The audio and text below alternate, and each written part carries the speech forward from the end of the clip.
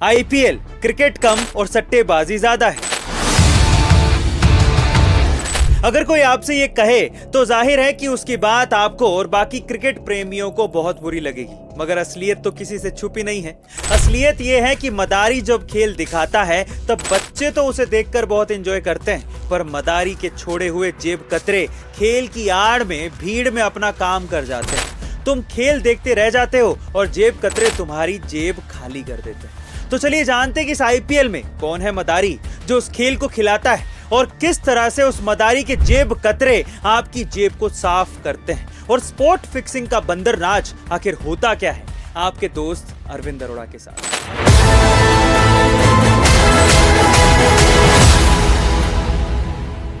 Chapter 1, मदारी का खेल, spot fixing. सबसे पहले आपके दिमाग में यह सवाल आ रहा होगा कि आखिर ये स्पोर्ट फिक्सिंग होती क्या है और स्पोर्ट फिक्सिंग और मैच फिक्सिंग में क्या डिफरेंस होता है और ये की कैसे जाती है। चलिए हम आपको बताते हैं।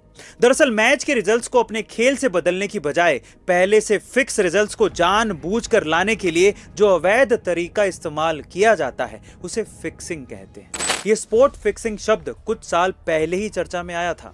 यहां ये समझ लेना बहुत जरूरी है कि स्पोर्ट फिक्सिंग और मैच फिक्सिंग ये दोनों अलग अलग शब्द हैं, क्योंकि मैच फिक्सिंग में तो पूरा खेल ही पहले से तय होता है, पर स्पोर्ट फिक्सिंग में कोई भी टीम या खिलाड़ी मैच के सिर्फ उस हिस्से में धांधली करता है जो स्पोर्ट फिक्स किया जाता है। यानी किसी ओवर की किसी गेंद पर जानबूझकर वाइड बॉल फेंकना या नो बॉल फेंकना। यही नहीं, स्पोर्ट फिक्सिंग एक क्रिकेटर और एक सट्टेबाज के बीच आपस की अंडरस्टैंडिंग से की जाती है, जिसके मुताबिक एक क्रिकेटर को सट्टेबाज द्वारा लगाई गई सट्टेबाजी के हिसाब से ग्राउंड पर परफॉर्मेंस देनी होती है। स्पोर्ट फिक्सिंग में क्रिकेटर किसी खास ओवर में पहले से तय किए गए रन ही देता है। यह जरूरी नहीं है कि स्पोर्ट फिक्सिंग मैच के नतीजे को भी इफेक्ट करे, पर फिर भी ये क्रिकेटर बुकी से पैसा कमा लेते हैं और बुकी खुद भी बहुत अच्छा पैसा छापते हैं, लेकिन लुटता है तो सिर्फ एक आम आदमी। इंडिया में फिक्सिंग इलीगल है, पर कई देशों में इसे मान्यता मिली हुई है, और उन्हीं देशों में सटोरिये बैठे होते हैं जो टीम के किसी भी प्लेयर के साथ मिलकर स्पॉट फिक्सिंग कर लेते हैं। लोगों का पैसा डुबाने के लिए सटोरिये एक डिफरेंट गेम ही खेलते हैं। कैसे? सटोरिये किसी बॉलर को नो बॉल फेंकने के लिए कहते हैं। उधर मार्केट में लोग सट्टा लगाते हैं कि ये नो बॉल नहीं होगी। सट्टा लगवाने वाले उस वक्त ₹1 का 100 या 500 का भाव कर देते हैं। प्लान के मुताबिक बॉलर नो बॉल फेंक देता है और लोग अपना लगाया हुआ पैसा हार जाते हैं। चैप्टर 2, आईपीएल में मदारी के बंदर। स्पोर्ट फिक्सिंग के सबसे पहले आरोप लगे थे भारत के तेज गेंदबाज श्रीशांत पर।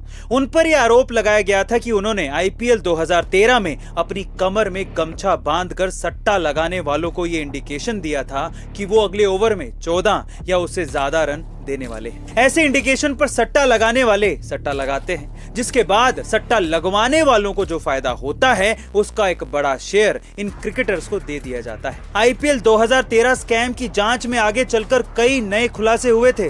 तब जाकर पता चला था कि देश में क्रिकेट को चलाने वाले कुछ नामचीन लोग भी इस स्कैम में शामिल हैं। अब आप समझ ही गए होंगे कि मैंने वीडियो की शुरुआत में आईपीएल को क्रिकेट कम और सट्टेबाजी ज्यादा बेवजह नहीं कहा था।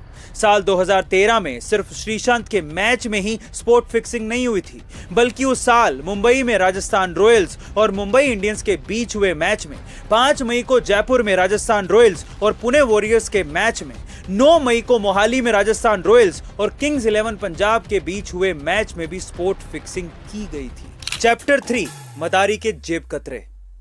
स्पोर्ट फिक्सिंग का जब खेल खुला तो एंटी एक्सटोर्शन सेल ने बुकी सोनू जालन को मुंबई में दबोच लिया। तब छानबीन में सोनू के घर से एक डायरी मिली थी, जिसमें बॉलीवुड एक्टर अरबाज खान और कई बॉलीवुड हस्तियों, बिल्डर्स और कॉन्ट्रैक्टर्स के नाम का खुलासा हुआ था। डायरी में 100 से ज्यादा सटोरियों के मोबाइल नंबर्स भी मिले थे। बुकी सोनू जालन आईपीएल में सट्टेबाजी रैकेट का सबसे बड़ा सरगना था। इतना ही नहीं, सोनू जालन की गिरफ्तारी के बाद जो खुलासे हुए उसका ही नतीजा है कि आईपीएल स्कैम के आरोपियों में आईपीएल चलाने वाले और उसे खेलने वालों के अलावा अंडरवर्ल्ड डॉन दाऊद इब्राहिम और छोटा शकील के नाम भी शामिल थे। और तो और सोनू की डायरी में पाकिस्तान के एक बड़े नेता का नाम भी था। चैप्टर 4, खेल का असली मदारी, पैसा और कांड। आपको ये जानकर हैरानी होगी कि आईपीएल स्पॉट फिक्सिंग स्कैम में 600 से 1000 करोड़ रुपए तक का लेन देन हुआ था। और जब जांच आगे बढ़ी तो एक्स बीसीसीआई अध्यक्ष एन श्रीनिवासन के सन इन लॉ गुरुनाथ मयप्पन को भी अरेस्ट किया गया था। कहा जाता है कि मुंबई की फोरेंसिक लैब में मयप्पन और विंदु दारा सिंह के बीच बातचीत का जो टेप सामने आया था वो श्रीनिवासन के सन इन लॉ मयप्पन का ही है। दिल्ली पुलिस की चार्जशीट में 42 आरोपियों के नाम हैं, उसमें से 6 फरार हैं। अब आप ये खुद तय करिए कि भागता कौन है। चोर ही भागता है ना। जैसा कि मैंने मदारी और जेब कतरों का एग्जाम्पल देकर बताया था, यहां मदारी तो भाग गया, बेचारे जेब कतरे पकड़े गए।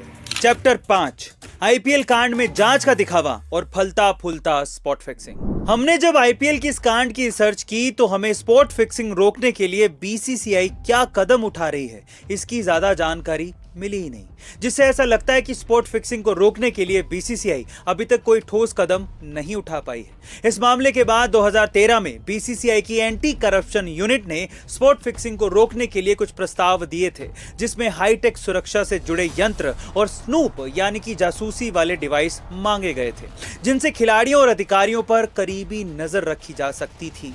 लेकिन उस समय खुद बीसीसीआई के ही कुछ अधिकारियों का कहना था कि इन स्पाई कैमरों से खिलाड़ियों और अधिकारियों की प्राइवेसी का उल्लंघन होगा, जिसकी वजह से स्पाई कैमरे लगाने का आइडिया ठंडे बस्ते में चला गया।